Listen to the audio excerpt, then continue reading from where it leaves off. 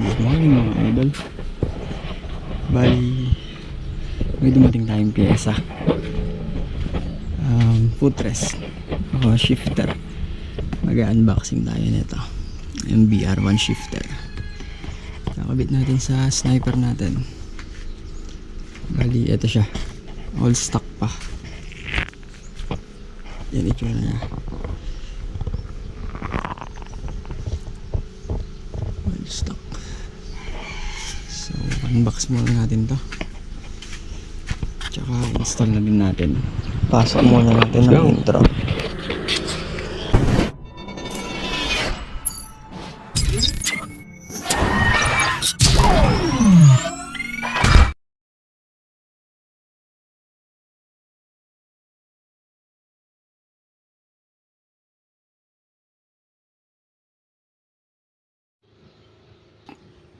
So, ayan. Unbox muna natin to guys. Bali, dalawa. Ito yung sa may cane cover.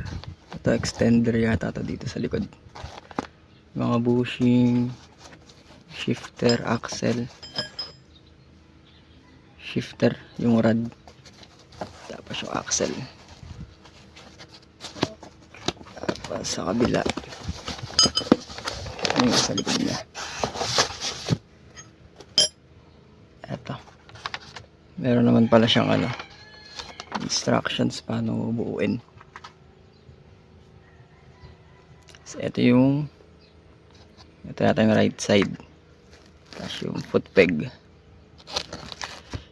Yung mga tornilyo niya, Allen screw. Sana kompleto.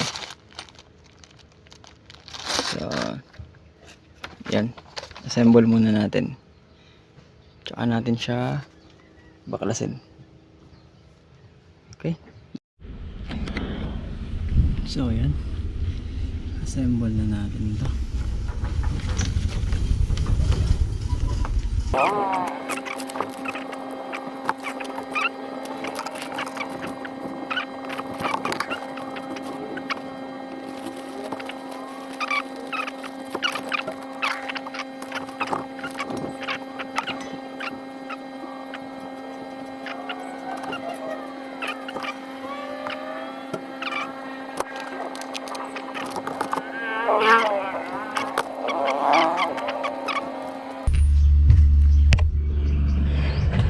Baklasin muna natin yung foot peg. Hindi ko nagpapakita paano tanggalin ito, no? Kasi ito kung hindi mo mamagkasin. Diba? Hindi ako nagkamamali. 12 ito. 4 yan. Matatanggal mo na yung foot peg. Tapos itong foot brake. Tsaka itong brake pump sa likod. Okay. Tanggalin ko muna. So, ayan. Pag natanggal nyo yung 4 na bolts doon sa ilalim, ito. Dito sa ilalim ito banda. Yan. Pag natanggal nyo yung 4 dyan na bolt, medyo mahirap abutin yan. Tips, tanggalin nyo itong dito. Yan. Ito lang naman yan. Tapos may lock siya na parang alambre.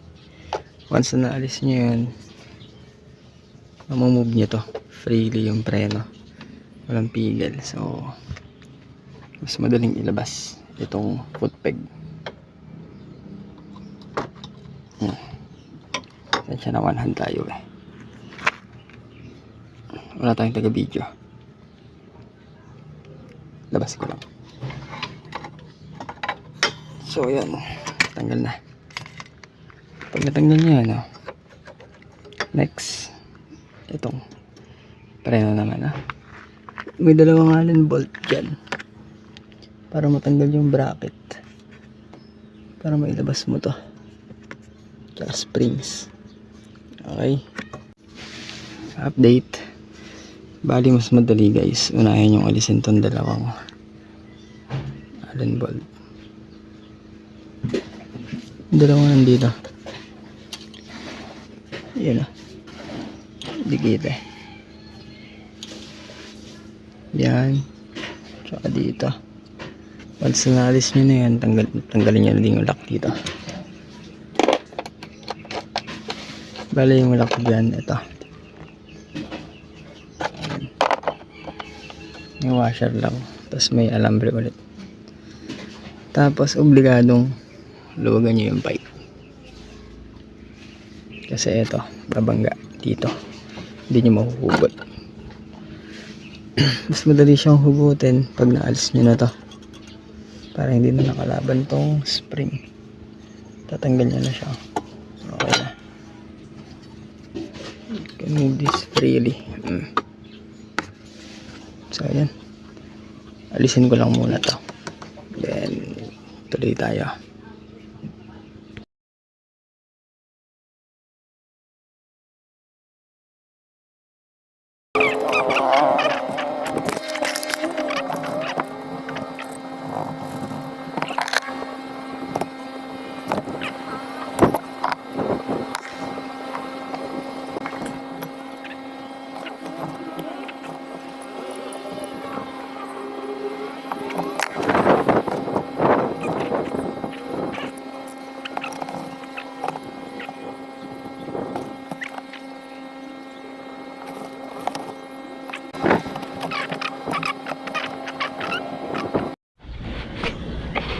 So yan, update lang guys.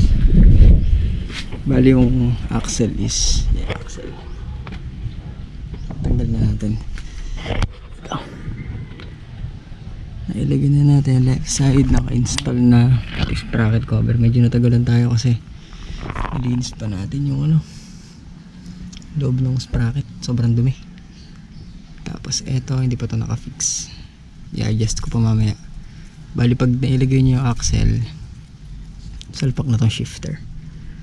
Tapos eto pala, may dalawang yan, bolts. Yan.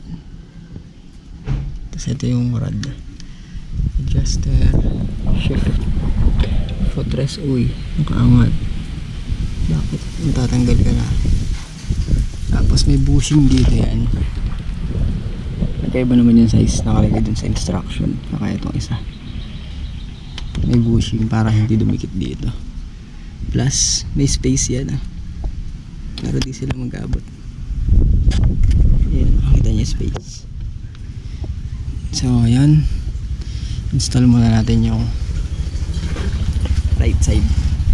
Medyo nahihirapan akong tanggalin tong kickstarter. Obligadong alisin kasi tatama yung ayan, tatama. Ayan. Ayan. So yan, alisin muna natin yung kick arm. Then install ko na yung right side. So yan. So yung mga nahihirapang alisin itong kick arm pag nakapakat, gamit kayo ng open na wrench. Lagyan nyo dito. Tapos yan, itak-itakin nyo, pukpukin nyo, bas pasok hanggang sa matanggal ito. Okay, pag natanggal na lagyan na itong resto dito. Okay.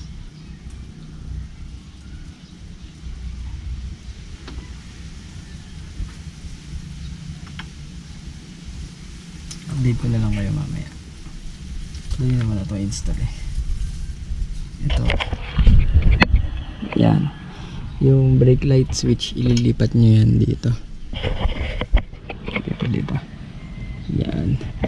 Pag nalipat nyo na, then next is yung brake master. Lilipat yan dito sa likod. Okay. Tapos, okay na. Pwede na install. Install na siya dito. Update ko kayo mamaya. Lagyan lang natin to. So guys, to yung brake light, bale ilalagay nyo siya dito dyan. Ngayon ang mangyayari, ito kasi yung spring na to dito mo isasabit. Ito Ayaw mag-focus. Yan. Yan may isasabit. Eh, pag nandito yung brake light. Sige, sample natin. Mag-isa lang eh. So, nalagay na kunwari yan ah. Pag andito na yung brake light switch mo. Yan.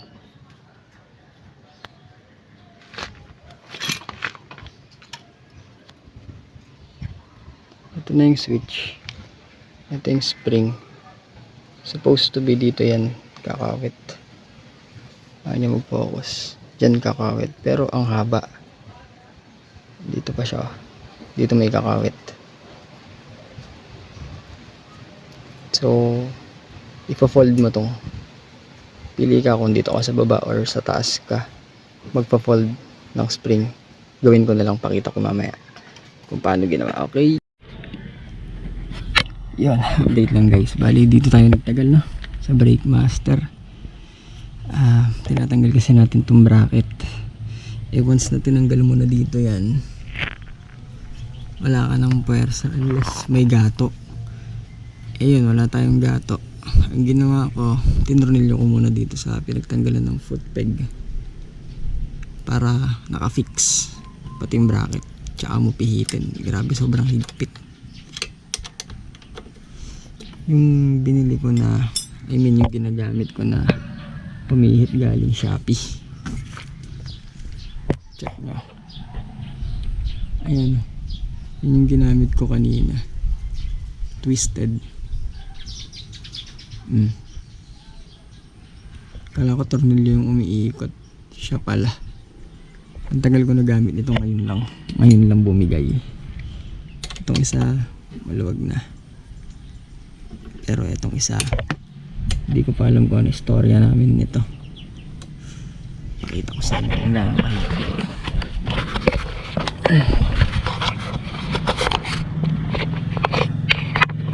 Hindi ko alam kung madidinig nyo pero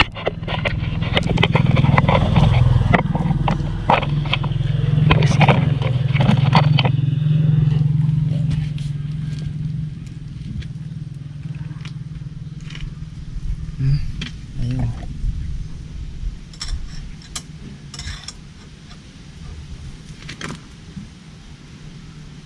Oh, grabe. Ano ka truck? Anong yaka? So ayan, tanggal na yung brake master.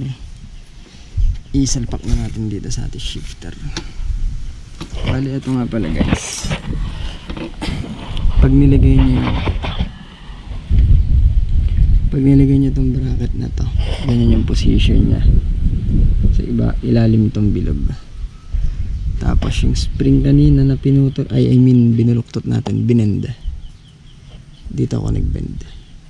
Malapit na sa spring na to para maikawit natin. So kung kulang pa, hindi pa rin nilo yung brake light nyo, dito ka na magbend additional para mahatak. Pero okay naman na,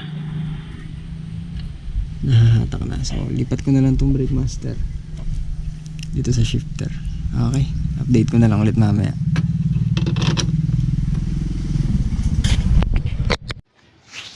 So yan, update lang ulit guys. Bali, katatapos ko lang. Di ko na na-video lahat kung paano yung pagsasalpak, pero kaya nyo yun. Dali lang naman. So ito, bigyan na natin. Ito yung left side. Itong rod, kaya na bala mag-adjust kung ano yung taas tsaka baba na gusto nyo.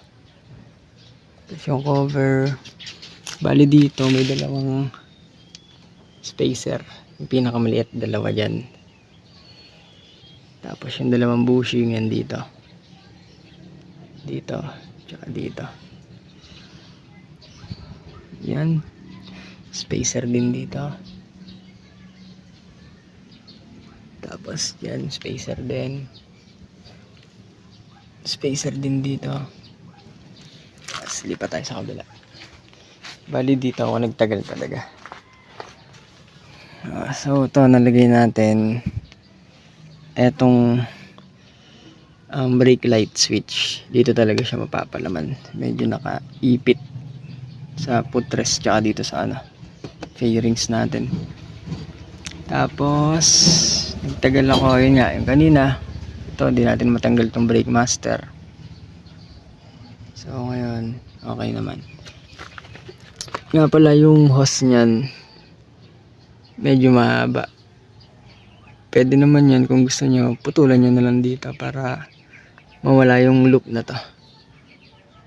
No? Pero sa akin ganyan na muna. Tapos sa brake light, yung kanina, ayan yung spring na sinabi ko, medyo tansyahin yung konti. Ganyan yung na finold ko. Ayaw mag-focus. Dahil nung unang fold ko dito dito banda. Dito. Nasobrahan. Stock up yung brake. Stoplight natin na nakailaw. So ngayon, doon ako nagtagal. In-adjust ko ng in-adjust. And then, check natin. Yan.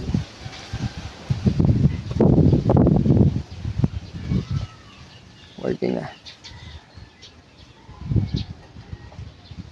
Kanina naka-stock up So, yun.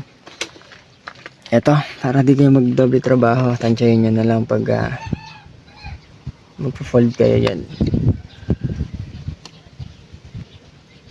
Then, try natin kung kaya natin gumawa ng montage.